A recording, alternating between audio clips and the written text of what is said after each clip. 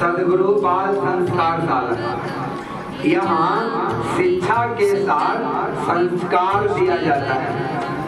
तो आज हम संस्कार की बात सुनेंगे, संस्कार की बात सीखेंगे। शिक्षा सभी जगह दिया जाता है, लेकिन हमको संस्कारशाला खोलना है, क्योंकि बच्चे को शिक्षा के साथ संस्कार देना है, अपनी संस्कृति अपनी सभ्यता से जोड़ के रखना है। इसलिए यहाँ बताया जाता होगा कि जब यहाँ आते हैं तो गायत्री मंत्र करना है, माता पिता को प्रणाम करना है, अच्छे से बात करना है। पहले के समय में गुरु और शिष्य होते थे। क्या होते थे? शिष्य। जहाँ शिक्षा दिया ही जाता था, लेकिन विशेष ध्यान संस्कार पर दिया जाता था। किस पर दिया जाता था?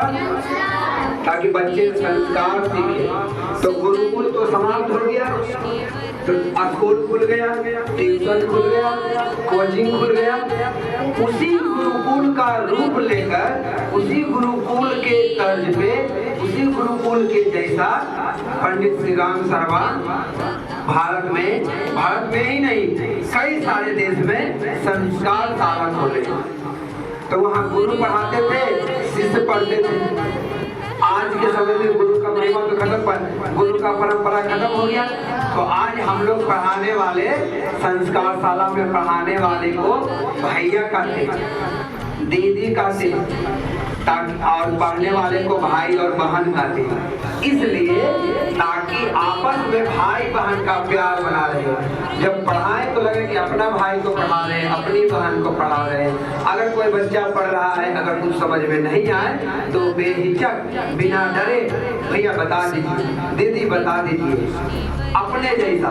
तब क्या होता है, आज हम पढ़ रहे थे किताब, तो वहाँ पढ़ना है एक जगह कि शिक्षक को कैसा होना चाहिए।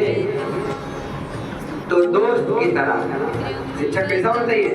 दोस्त की तरह। दोस्त मतलब अगर किसी को कोई दुख होता है, तकलीफ होता है, कोई मारता है, कोई चोरी कर लेता है, तो दोस्त के बोलते हैं देखो हमरा वो मारता है, हमरा वो चोरी कर लिया, हमरा तो छीन के खा गया। कोई डर लगता है जब यहाँ कुछ पढ़ाते हैं समझ में नहीं आता है, तो कभी लगता है कि नहीं भैया से पूछेंगे, घुसाएंगे, मारेंगे। कुछ नहीं, अपने जैसे।